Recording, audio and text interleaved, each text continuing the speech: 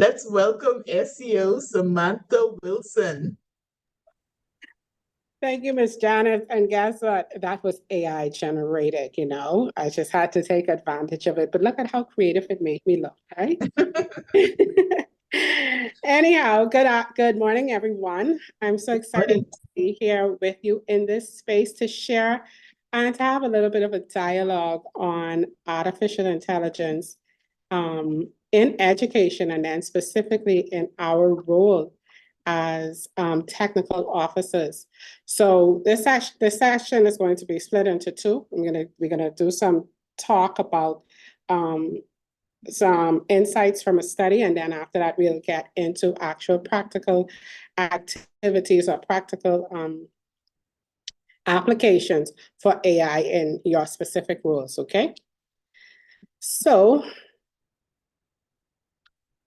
let me share my screen. I think I'm just going to show a portion of my screen so I could have ownership over everything.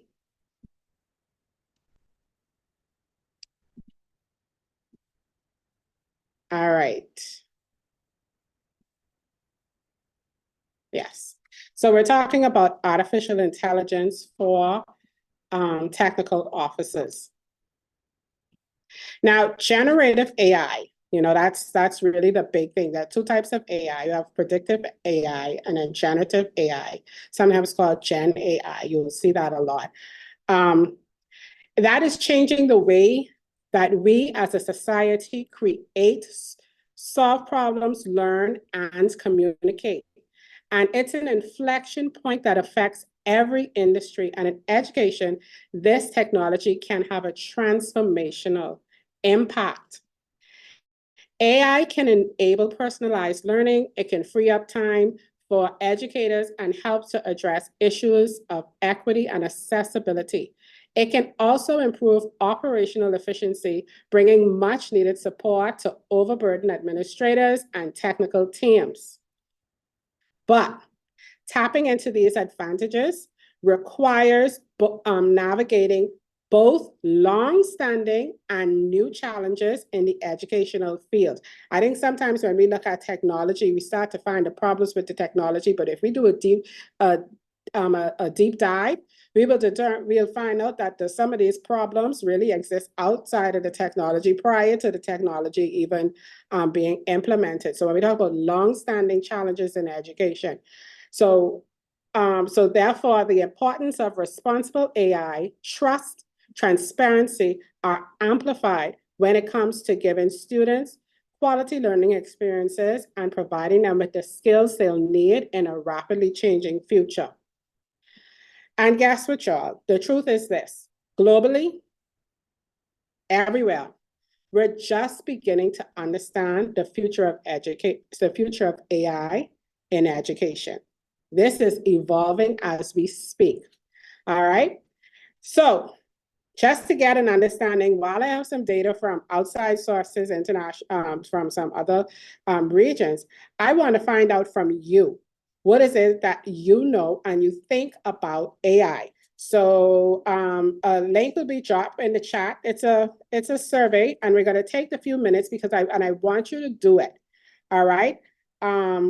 Share the link in the chat for me, please. And I want you to take time, and I'm going to put my timer on for 4 minutes. I want you to please complete that survey as fast as you can. So my timer is on for 4 minutes for all of you inside this space to complete the survey.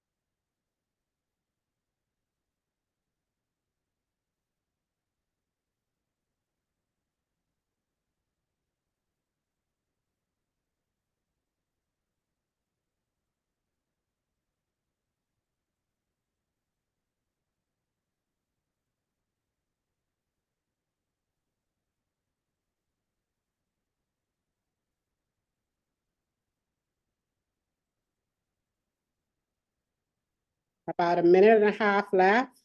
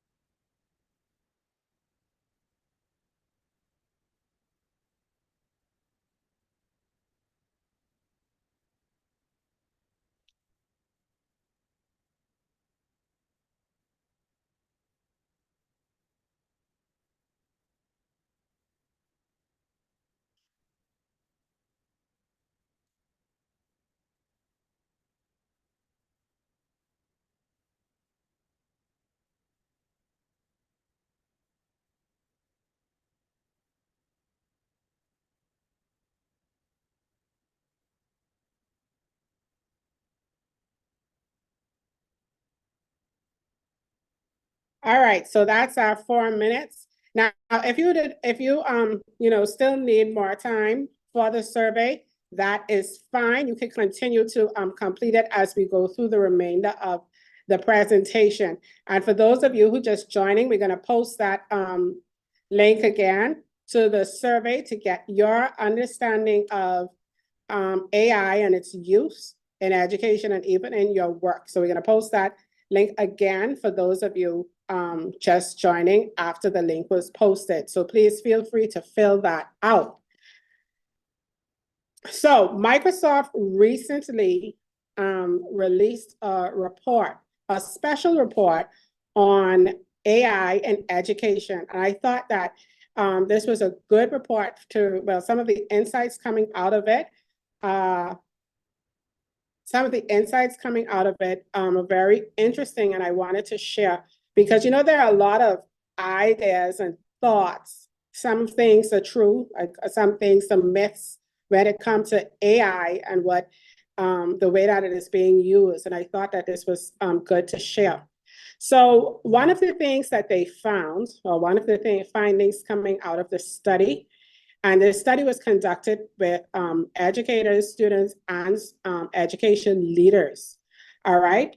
And what it discovered was that these groups, they have already started using AI for school-related purposes, right? However, only a small percentage of them report a strong familiarity with AI.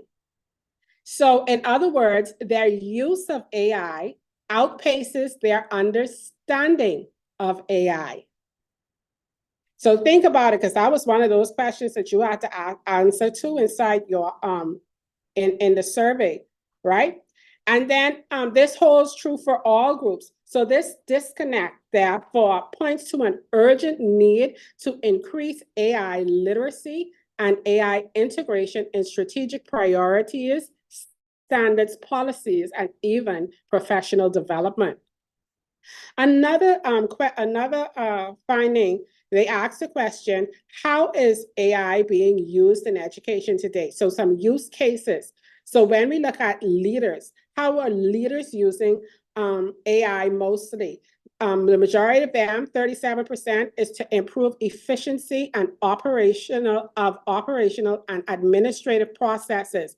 While there were things like to improve equitable access, to improve ability to support and communicate with students, to identify opportunities for student improvement with real-time performance data and predictive analytics, and to provide accessibility tools that enable students to participate fully. And of course, from the teachers, how the teachers are using AI is to create or update lesson plans, supporting materials and assignments, brainstorm new ideas, to simplify complex topics, to free up my time, to invest in more valuable areas and to differentiate instruction. What about students? How are they using AI? To summarize, the majority of them said to summarize information for me, to help me get started and brainstorm on my assignments, to get the answers I need, the answers or information I need more quickly, to get initial feedback on my work and to improve my writing skills. So what we see here is students most frequently use AI to summarize information, while educators most often use technology for planning and for materials, and the decision makers, the leaders, may pretty much use it more to drive process efficiency. So think about where you fall in there. Now, this is always questions. What are the main concerns around AI? So let's see what the concerns are coming from these three distinct groups. That was one of the questions we asked you as well. So think about how these align with your concerns. So for leaders, their main concern is that there will be increase in plagiarism and cheating. They also are concerned about a lack of IT resources and technical readiness and expertise to implement AI. They are worried about ensuring equitable access to AI tools for students, insufficient training for educators, administrators in using AI, and of course, the potential of becoming overly dependent on AI tools. What are the concerns for the educators, the teachers? 42% said increase in plagiarism and cheating. They also say that potential for becoming overly dependent on AI tools, privacy and security concerns related to student and staff data, lack of clear policies and regulation to the use of AI in educational settings, and ethical concerns such as the impact on human autonomy and responsibility for AI-driven actions. So what are the concerns for students? 52% there's the potential to be accused of plagiarism or cheating. 48% potential for becoming overly dependent on AI tools. 30% misinformation leading to inaccurate use or interpretation of AI-generated content. They are concerned about job loss due to automation and future career paths. And they are also concerned about privacy and security concerns related to my data. And if you notice, the concerns around cheating and plagiarism is paramount. And I wanted to highlight, look at that, 42% of educators, they are concerned that there will be increased plagiarism and cheating. And then 52% of the students are saying, I am afraid that I will be accused of plagiarism and cheating. And that's huge. That is a huge disparity. And what does that even mean? There's lack of trust in the teaching and learning environment as a result of this new tool. So new tools, new issues, how do we look at that? How do we address that? What can be done? All right, so these are real situations, and I'm gonna show you how they're stressing me out personally, being a student as well. All right, so key takeaways from the Microsoft study was, number one, you start having AI conversations today, or continue having AI conversations. And that's across all stakeholders, because we need to be able to communicate clearly and openly about AI, increase AI literacy, and create a usage guidelines at educational organizations. We also need to learn how AI can help. There is a clear opportunity for AI to help educators, administrators, all of us technical officers lighten workloads, boost productivity, and improve efficiency. And then we also want to explore new ways to learn. So early studies demonstrate already that the potential of AI to improve educational experiences and learning outcomes. There are studies that are already showing the proof of this. And I'd give my personal experience as well. And then the next thing is to prepare for the future. Students need to build people skills and technical capacity to prepare for a world transformed by AI. And I'm going to even put inside there, if you are in the working class, which is all of us, you need to prepare. You need to be ready. You need to now have skills in order to integrate AI in your work. And this is one of the reasons that we are here. So wanted to share that first set of study with you because I thought it was good information to know, because, you know, a lot of things are flying around and floating around when it comes to AI. And, you know, we do a lot in terms of AI for teachers in terms of lesson planning, differentiated instruction and all of that. And even when it comes to content generation, but understanding its impact and what it can do is also key. So I just want to take a short commercial break. And in this short commercial break, I want to tell you, I just want to share with you something that's been stressing me out. Like you heard in my bio, I'm doing my graduate studies, and I never had this problem prior to AI, where my writing is coming into question. So let me share this. So what I started to do was I said building my case, because there are AI detectors out there, numerous, lots and lots of AI detectors that institutions, organizations, people are using to check text to determine if they were generated using artificial intelligence. I'm going to start by saying this, and Microsoft agrees with me. There is none AI detector that is completely spot on and true. I'm going to give you some examples. So this was an original piece that I had written in February 2020. It's even before COVID, right? You know, this looked like our letters would be sent out to people, because, you know, I was curious. So let's see how it came up. I put it in Zero GPT, which is an AI detector, and it says, your text is most likely human written, and it has a detection of a GPT of 21.57%, right? Paraphrasely gave me around the same 21% in terms of AI generated. Quillbot tell me I'm about 31% AI generated. GPT-0 told me the same text is 78% possibly AI generated. Scribble told me 16%-ish. Okay, fine. Let's do something else. The original piece, this was AI generated. I made sure screenshot it right out of GPT, right? Straight out of GPT. I screenshot it and I copy and I paste it. Scribble said 100%. Very good. GPT-0 said 100%. Paraphrasely said 0%. Your text is likely to be written by a human. Quillbot says 0% AI generated. And this is, I think this is zero. GPT-0 is telling me 0%. It is 0% AI detected. This text is human generated. Seeing the disparity? Let's do one more. This was another piece that was written, it was a part of a proposal in April 2018. Scribble, 77% chance this text is AI. GPT-0 say 44%. Paraphrasely, 61%. Quillbot, 54%. GPT-0, I think that's what this is, says 61%.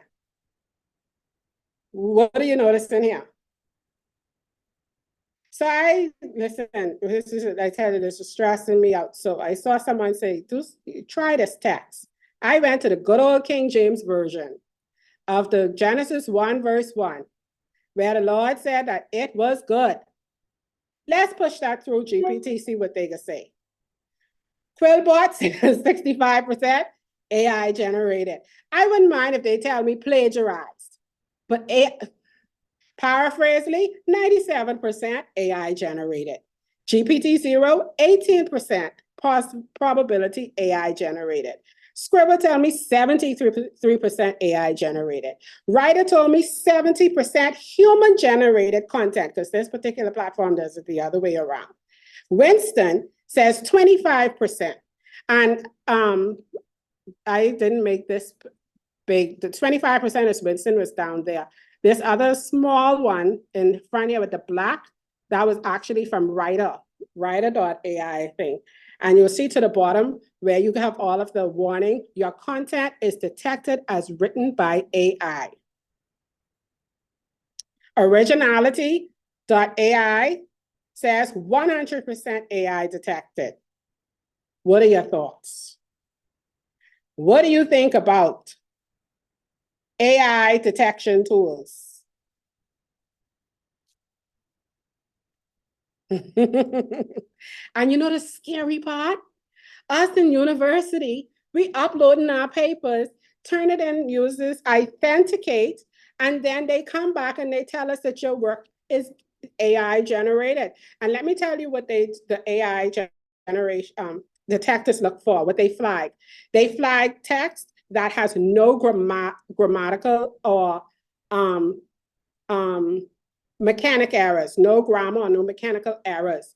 If your work is perfect with grammar and mechanics, that's a flag. The next thing they flag is if your writing is, let's say, mechanical, but we know that in academic formal writing, it is mechanical. And so what you get is you're thinking and you're working like an AI. Listen, the reason why it stresses me to a bit is because I know that there are persons sitting in positions like lecturers and whatever who doesn't understand that they depend on these tools and you could get graded down. So think about it as well for our students as well going through the same thing. And that's just why that report said that 54% of students feel that they will be penalized, or they will say that they cheated. I spoke with a colleague too who's doing their doctorate degree, just finished their literature review, and he was there stressing. He's like, I ran it through the thing and they told me that this 75-page literature review has 67% AI was detected. AI detected 67% of AI. And then what am I going to do? Now, mind you, they have tools out there that will humanize the writing, which is crazy. And you could put it through there and humanize it. And honestly, I've used 2 humanizers, right? Sorry, I've tested 2 humanizers where you take the text that the other one says was 100% AI, and then you put it inside there, and then they will rephrase it. And the output, I will take it and push it back, which is also AI. Cunningham is correct. I took it and I ran it through the AI detector again, and guess what? It came up as 0 for true. But the language was dumb. I don't have another word to describe the language. I'm writing academic writing. And this the kind of language you want me to submit? No way. Because they're looking for personality, they're looking for voice, they're looking for the word choice to make it look as if it's human. But in formal and academic writing, we don't require really human writing, eh? But anyway, I brought that to you because you need to be aware. You need to know what exists, what is happening, what is out there right now. So this war against, I can't call it a war, this misunderstanding that exists between AI-generated work, it now goes back to purpose. I understand when it definitely comes into the academic sense when you're trying to pass work off on your own. I just give this quick example, right? I went to the food store last Friday, Super Value, Cable Beach, and I bought, all week I wanted macaroni. So I decided I was going to buy stuff to bake macaroni. But when I got inside there, they already had the macaroni baked. You know, they have the little foods place in the back, and it was in a little small sanitary pan. And it was a nice little small one. And you should know that most days I cook for a family of 1. So right, I'm there and I'm like, okay, this pan, and guess how much was for the macaroni? $7. $7 was for the baked macaroni. I pick it up and I put it, I was holding it in my hand and was walking through the store, and I started to feel embarrassed. I was like, gee, these people could think I can't cook.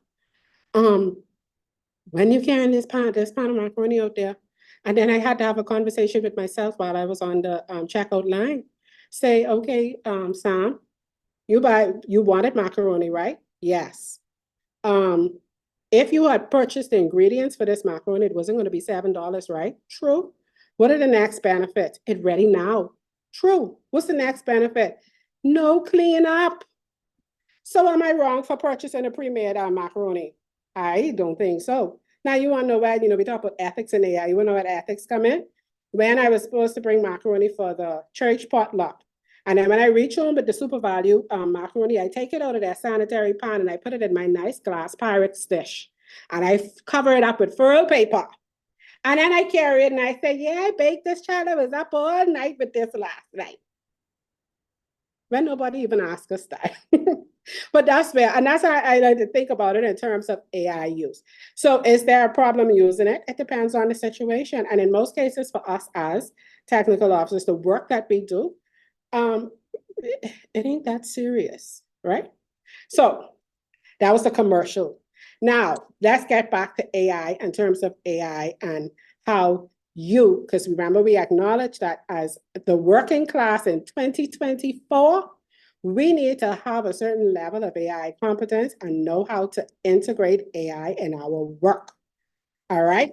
So now we're going to do some practical AI work. And I told persons this, and it's the honest truth. I traded in my Netflix subscription for my GPT Plus subscription. So what I'm going to do now is I am going to head over to ChatGPT. And we're going to look at how we can use ChatGPT in how it can help you. All right. As you continue to navigate. One of the things too is start somewhere. And the main thing you'll hear persons talk about when it comes to GPT is prompting. Let me make this smaller so you could see that whole thing. Prompting is the main thing. Hold on, let me switch sides of my screen. I think it'll work better if I put this on the left and I put this on the right. There we go. And then I will share a portion of my screen. And this is the portion of my screen that I want to share. Fabulous. Okay, so this is GPT-4. The free version of GPT-4 is GPT 3.5. Okay, there's some added benefits to GPT-4 that you will see in here. But like I said, it's all about prompting. What do you tell the GPT to do? What do you want the GPT to do for you? So for curriculum, let me show you what I like. One of the things that I've done, and we're doing this live. Okay, so I'm going to go in here. GPT-4 allows you to upload documents. So that's just a little for your information's sake. It allows you to upload documents. So I have here curriculum documents for language, primary, math, science, PE, health and family life. Let's throw in social studies and religion. I just upload all of that, right? So I'm going to upload that into GPT. And then I'm going to give them a prompt. So my prompt while that is uploading, here are Bahamian curriculum documents for primary school. I want to create cross-curriculum STEM-based projects for grade 3 students. Generate 3 project ideas. Be sure to include the topic and the subjects that will be used in this project. So I send it down. And now we see our GPT is responding.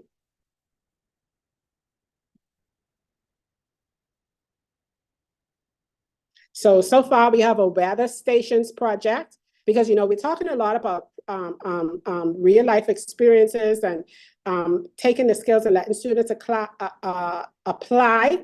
on the topic weather pattern data collection and analysis. It gives you the description, even tells you your objectives. I have another one there that is from trash to treasure with science, social studies, art. The objectives are there. Here's the next one, bridge building contest. And so look at how easily it was able to generate this for us. And if I wanted to, I could say, okay, for the weather station project, build that out a little bit more and create student instructions for me on that. And now the students have instructions and all that inside the GPT. Let's take that and let's ask, from that same data, I'm going to put another prompt. Review the math document.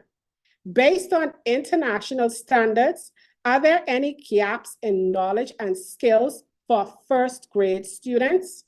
You see how we're looking to now apply it to our work? Let's see what GPT tells us. My GPT named Cha-Cha, by the way. Let's call him Cha-Cha. So it says the first grade math curriculum in the Bahamas, as outlined in the provided document, covers a wide range of topics that align with common international standards, particularly those found in early primary education curricula like Common Core, blah, blah, blah, blah, blah. The Bahamas curriculum for grade 1 students includes foundational concepts and la, la, la, la, la. However, when comparing the Bahamian curriculum to international standards like Common Core, a few potential gaps or differences in emphasis might be observed. Depth in problem solving and reasoning, integration of technology, data handling, and probability. Not bad, hey? All right. So then let me ask another question. Are there any areas where there may be overkill? Let's see. So it says there isn't a clear indication of overkill in terms of the depth or breadth of topics covered, especially when compared to international standards. The curriculum seems well balanced with a focus on foundational skills that are age appropriate and crucial for the developmental stage of first grade students. You see that? And you see, however, without knowing specific instructional methods and the time allocated for each topic, it's challenging to definitively say whether there is overkill in any particular area, blah, blah, blah, blah, blah. What y'all think about what we get in so far? Think about your job role. Think about how this helps with that.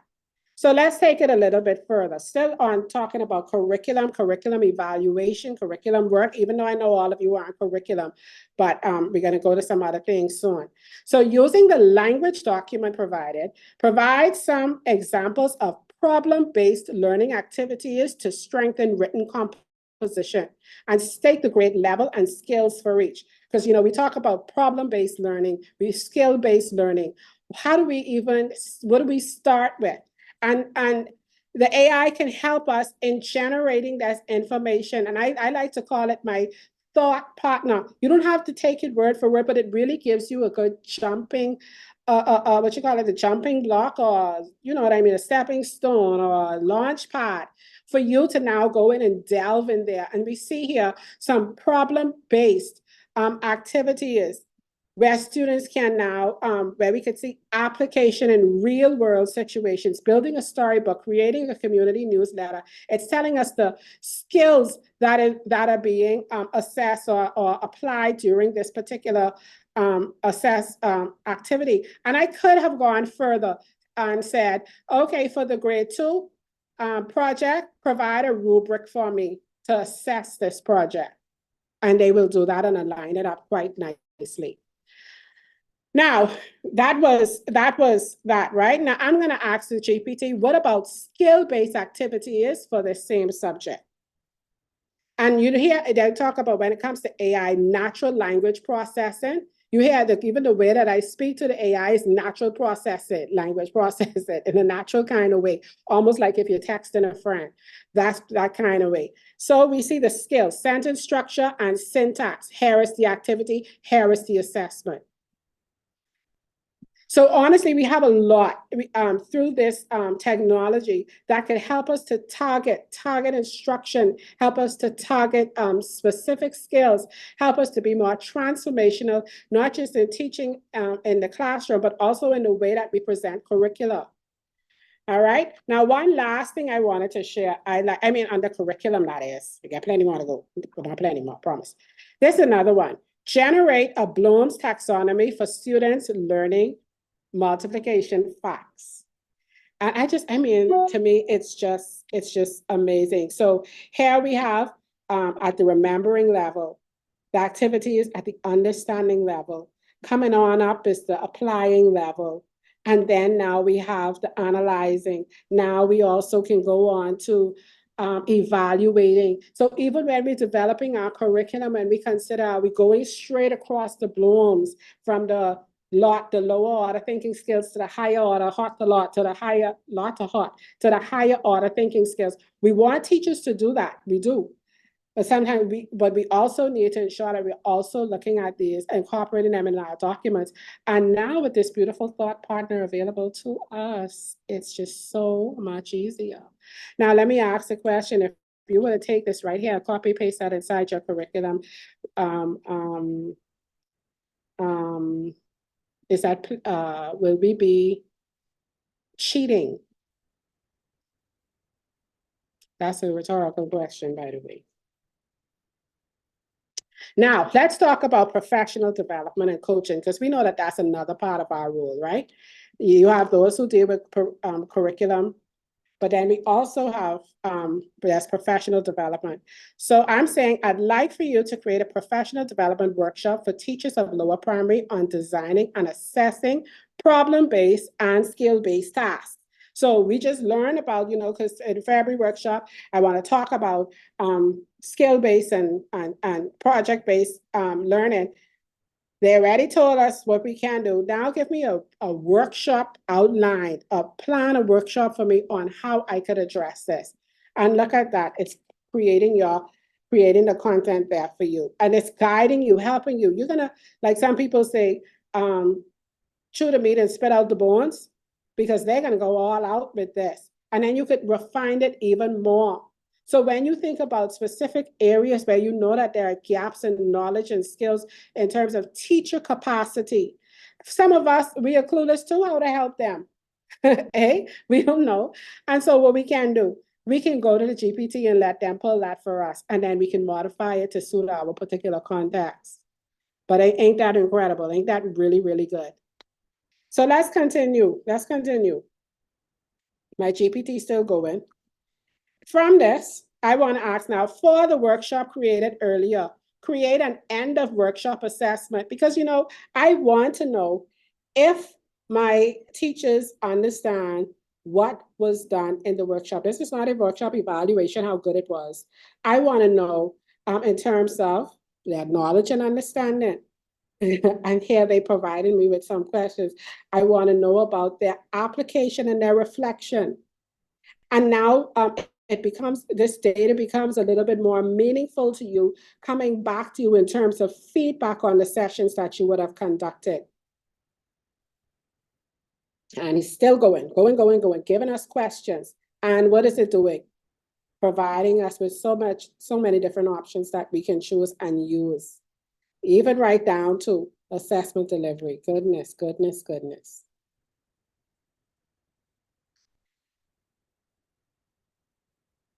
And it just keeps on going until it's done. But you see what's available to us. Now, one more underneath this, professional development and coaching, I'm going to put here, I'm a district officer. A principal in my district struggles with communicating effectively with staff. Create a coaching plan for me to implement with this principal. And, I said it a lot too when I talk about AI. AI can help us to become more human. The more that we use AI in our functions could help us to become more human when we're dealing with people. Because now look at this. I don't have to think about a coaching plan. It can create, and you know what that will also do for that particular principal that you are coaching. Maybe it's a group of principals that you are coaching. How? And look at it, 6 months. Because sometimes we don't know where to start. And a lot of times we feel we have to go in and bring in outside sources. But sometimes they will relate better to, someone that they know. And now here we have a whole coaching plan with 6 months, across 6 months, to help this particular administrator with one of their duties and tasks.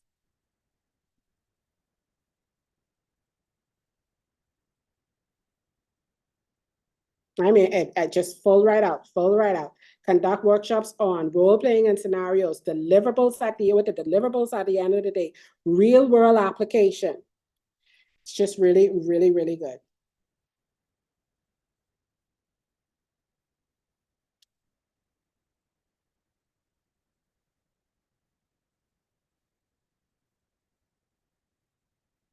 All right. So now I'm going to jump into data analysis, right? We have a lot of data that we go through, or that we have access to, or we want to have access to. And sometimes, you know, the analysis and whatever could be a bit tricky. So I'm going to upload, I am going to upload,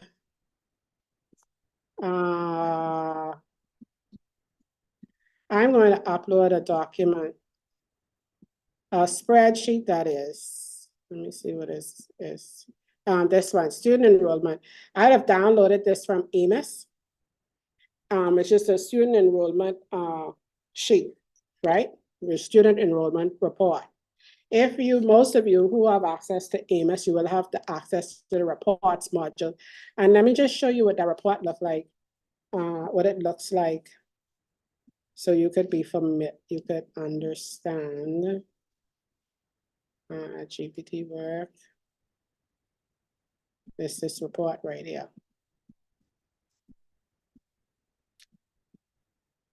Yeah. So when it downloads from EMIS, it looks like this. And in your mind, you're like, I can't read this report. I don't know what that's saying. You know, it's just a lot going on. So the first thing I'm going to ask after I uploaded that report, I'm sorry, that spreadsheet, I'm going to ask, what kinds of information would you be able to tell me about the attached spreadsheet? Let them tell me what I could ask them about this. Because sometimes we don't know what to ask as well. But I could help you with a variety of information, Jaja says. An analysis based on the content in the spreadsheet you uploaded. Here are a few examples of what I can do. I could summarize the data for you. I could do data validation. I could create some graphs and visualization. I could give you detailed analysis, filtering and sorting, and predictive insights. So please tell me what you want. Remember this, I downloaded it. This is the student enrollment for 2023, 2024, telling me the number of students in each, let me just show it to you again. It's telling me, no, this isn't it. This is it. Let me go all the way to the top. It's telling me the island, the school district, the name of the school, academic period, the grade levels, the gender, number of students of the gender, and their current status, right? That's the Excel spreadsheet. This spreadsheet has lots of records. Fine. So I'm going to ask this question. How many students are enrolled at each grade level? And notice the change to analyzing now. Before, when I was had uploaded the documents, it would say reading documents. So it's analyzing that spreadsheet now.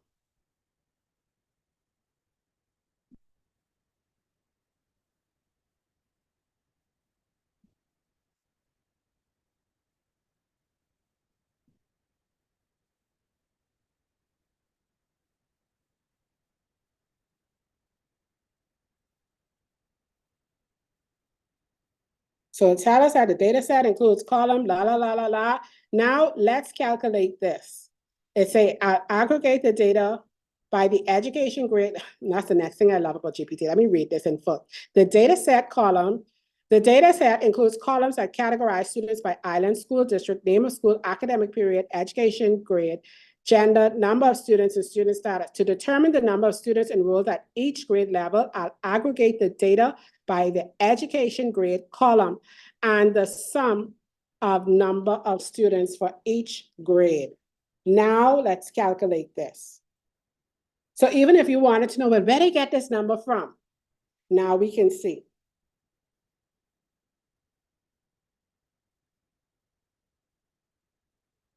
And it's spitting out that data.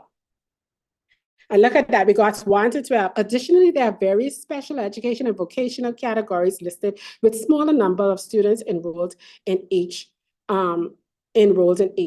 And I could have asked for that. And see, say there's a breakdown includes junior special, trainable, preschool special. All right, so let me ask this question. What insights can you share from this, just from this?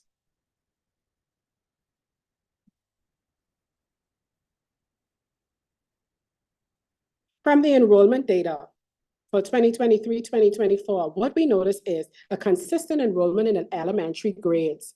The enrollment numbers across grades 1 to 6 are relatively consistent, all exceeding 3,000 students each. This consistency suggests a stable population base and might indicate balanced entry-level numbers over the recent years.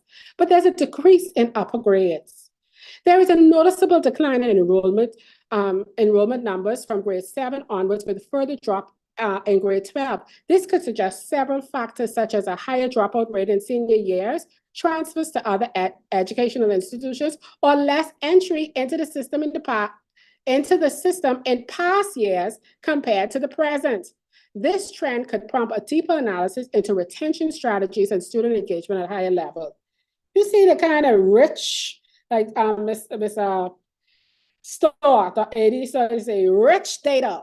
This is a rich analysis, and you didn't have to hurt your head about it. They talk about special education, preschool and early childhood, vocational training process, implications for policy and resource allocation. Let's go. I wrapping it up in a minute. So this one says, what is the gender count for each grade level? Yeah, each grade level for preschool to grade 12. I want gender count now. They were giving me overall for the entire grade levels. Let's see if they could give us gender count for each grade level. And it says what? It's analyzing.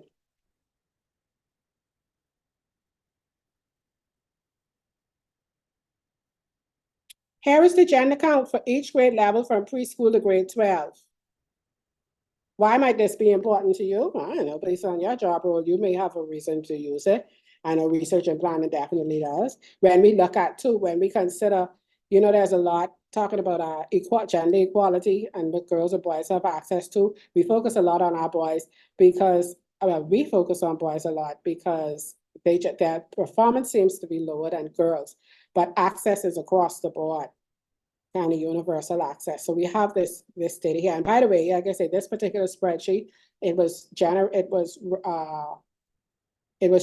from Amos at a particular time.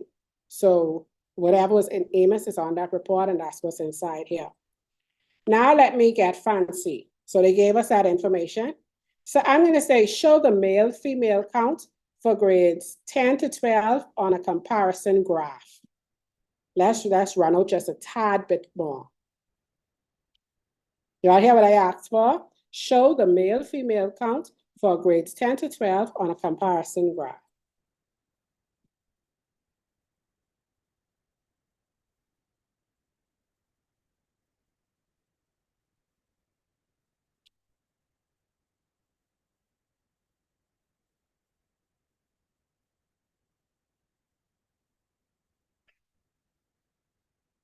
Boom. Based on that data that we would have shared, all from that same data set. I could have gone in and asked to show the boys across the Northern New Providence Secondary District, all that, and if you could just create. Now, I've been doing a lot of testing, but let me finish with this part and I can tell you the rest. So I'm going to not go to the next set of examples. So I was showing you data analysis, right? But the other part I wanted to show, but I won't go through, is research insights. You know, there are a lot of research documents out there.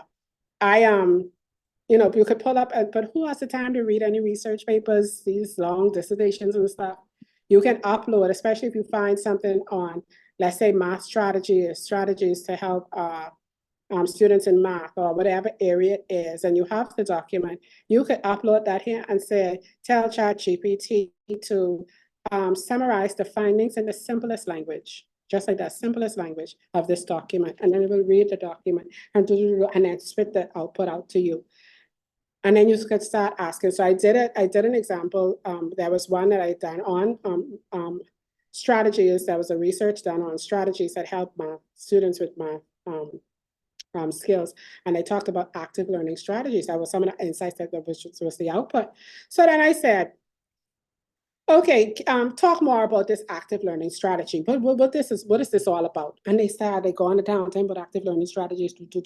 And then I asked the question, analyze the math document, the math curriculum that I uploaded earlier for active learning strategies. I actually did this. I just went, and you know what it said? Oh yeah, the document is filled with active learning strategies. And they were able to tell me the different things within that document. And this was the primary math document that have active learning strategies built into them. Because so then we need to determine, okay, so we have best practices built into our document. Where are we falling down? If it's not in the development of the curriculum, perhaps maybe we need to look at implementation. But anyway, listen to me. This is powerful. This is powerful on another level. So let's see, someone asked, how much is the subscription? Well, ChatGPT 4 is $20 a month, but I have good news. Right now, my team and I, we are working on, because that's what really came to fruition, and that was 2021 when they opened AI with OpenAI, is that now we have the ability to create our own GPT. And so right now, my team is working on 2 GPTs for Ministry of Education. One is the curriculum. Well, it's like a curriculum helper that teachers will be able to use, and we will train it, and that's just the terminology, train the AI with the Bahamian curriculum documents, right down to our lesson plan template, our forecast notes template. We will put in pacing guide information from on the back end, so that you, like how you had to upload the resources just now and ask for analysis, you'll be able to go right there. The teachers will be able to go right there and say, what am I supposed to be teaching in grammar for week 4? Oh, you're supposed to be teaching, and they'll tell us you should be teaching proper nouns. Okay, create for me a forecast template of 5 lessons for that topic. And then I love their lesson planning tools, because what it does, I've seen where they will order the objectives in terms of hierarchy. So you start at the knowledge level, and by the time you reach the end of the week, you're at that evaluation level. And that's something that teachers struggle with. And that's an opportunity for professional development, informal learning, right? And then what they would be able to do is say, okay, make this and do that and that. And then the examples will always be based on Bahamian context. That's one, right? The next one that we're building is all about MOE data, like what you would have seen here. Getting where you'll be able to ask things related to student enrollment, things related to teacher assignment. How many music teachers do we have? Where are they located? Let me just find my paper with all the things. We will also be able to ask questions about student performance. When we have that data, we'll be able to say, compare students' performance at the district in math for Christmas exam versus summer exam. Because the data will already be inside there, and you will just be able to pull. I talk about subject assignment related to teacher who teach the subject and who is enrolled in the subject, so you'll know count. How many students do we have taken technical drawing across the country? And at which grade level has the most number of students? Because what does that help us with? Understanding even our employment needs in terms of deployment, where there are gaps.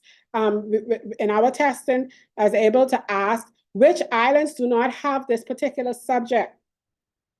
And it could just go and pull it out.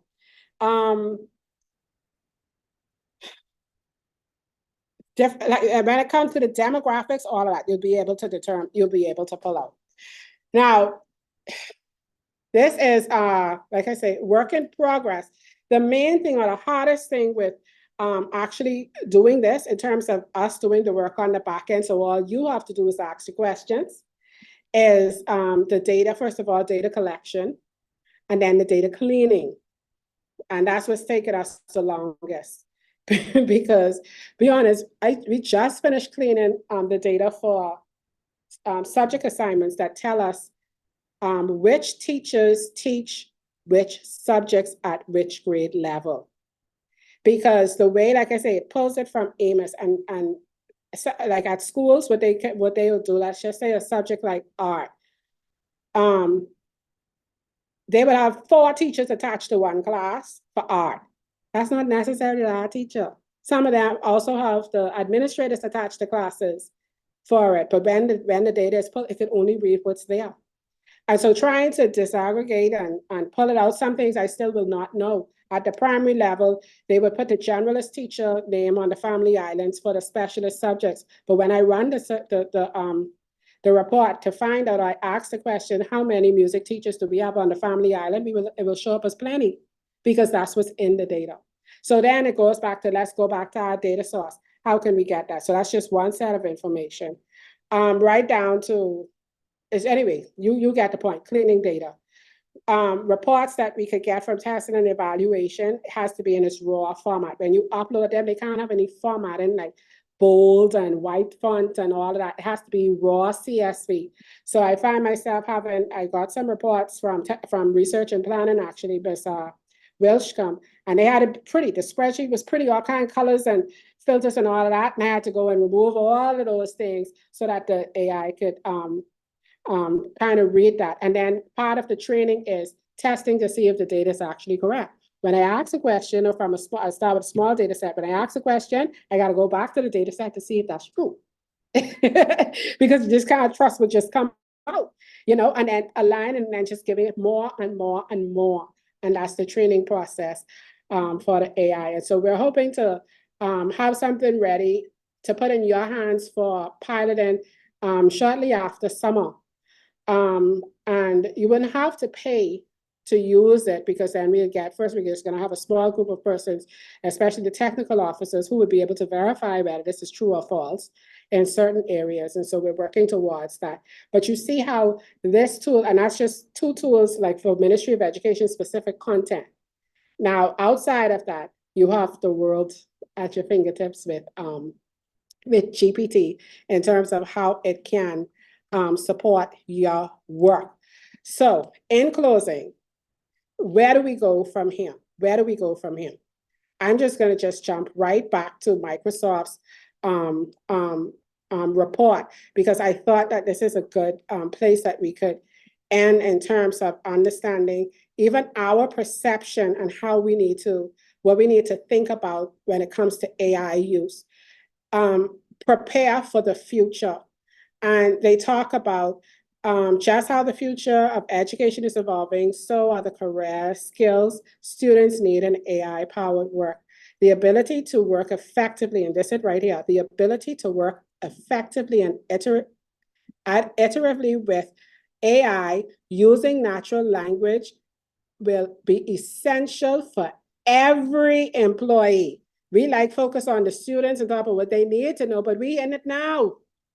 80% of business leaders says employees will need new skills to prepare for AI. And unless you're like Mr. Claridge, who will say he is almost out the door, or anybody else in here who may be almost out the door, we need to understand how we are going to integrate and work with AI, because it can help us to be more efficient. And I really like the summarizing points when it says the most important skills for the future include, look at this, analytical judgment, flexibility, emotional intelligence, and watch here, creative evaluation, and directing and evaluating AI. When you get the output, evaluating that AI. So the report says, indeed, Microsoft notes that AI is increasingly used to find, summarize, and generate content. The skills that are most important for employees will be focused on analyzing and integrating AI outputs rather than searching for information and creating content from scratch. I just thought that was just so powerful. And then we always talk about the prioritization of people's skills and what it can do for us.